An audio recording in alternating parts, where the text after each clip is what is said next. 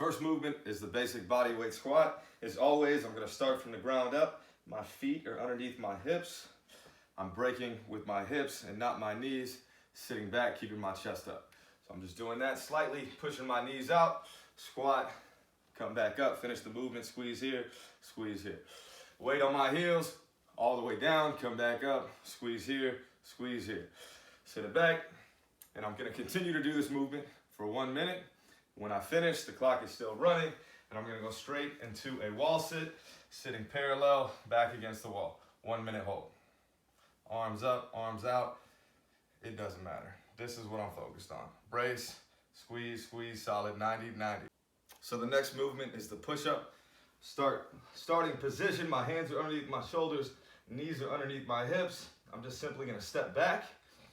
From here, this is very important. I wanna create tension throughout my body, so I'm squeezing here, and squeezing here. The movement is a press, and the tempo is 3 to 1. So I go down on a 3 count, 1, 2, 3. I'm gonna lift up, press up on a 1 count. Repeat the movement, 1, 2, 3, press up on a 1 count. When I do that for 1 minute straight to the best of my ability, then I'm gonna go straight and do an isometric. That isometric is gonna be a low push-up hold. And then when my body breaks down, if I can't hold this for a minute, I'm just gonna hold a high plank. All right, so the next movement is reverse lunge. Knee dominant movement, I'm gonna step back to put less pressure on my knees. So I'm stepping back, I have a 90-degree angle right here, 90-degree angle right there. My upper half of my body is solid, good posture. Step forward, contract for 1 second. Put the leg down, switch the other side, step back, step up, 1. Step back, step up, 2. So the tempo on this is 1, 1, 1, 1. So 1, 1, switch, 1, 1, switch. Once I've done that for 1 minute straight to the best of my ability, I'm gonna lunge backwards, stay solid, 90, 90, core engaged, 30 seconds, switch, 30 seconds. So the next movement is an inverted row. Right here I have a shovel from my garage. My bigger people in the world, you need love too. I would choose something sturdy like a shovel, a wooden broomstick. If you have a plastic broomstick, it might not work out too well for you. So ideally you want it to be 3 feet at least off the ground. If you have 2 chairs, that'll work as well. So my position is gonna be right underneath it. My chest is gonna be underneath the shovel. Arms are set shoulder width apart. I'm gonna lock my shoulders down and back, raise my hips up. The tempo is 1, 1, 2, 3. 1, 1, 2, 3. Once I do that to the best of my ability for a minute, up and hold, 1 minute, shoulders down and back. So the next movement is a hip thrust. Setup is crucial in this one. I'm gonna use my couch. You can do the same, a chair, a bench, whatever you have available.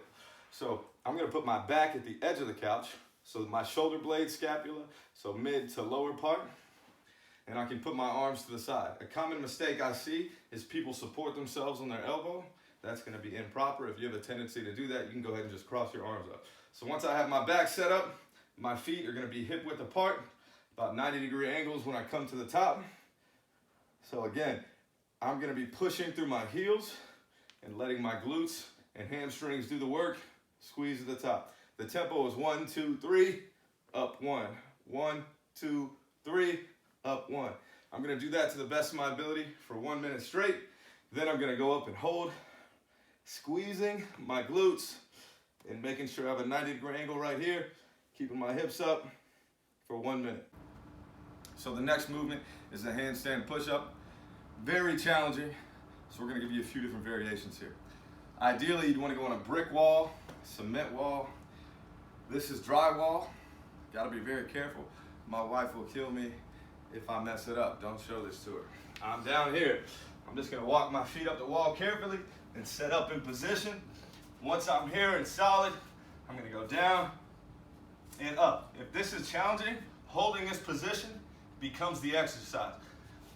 If I'm holding that position during the exercise, instead of doing an isometric, I just did one. So I'm gonna go a little bit more dynamic, and this is called a push-up. So I'm here, I'm going down, up, and back up. Down, up, and back up.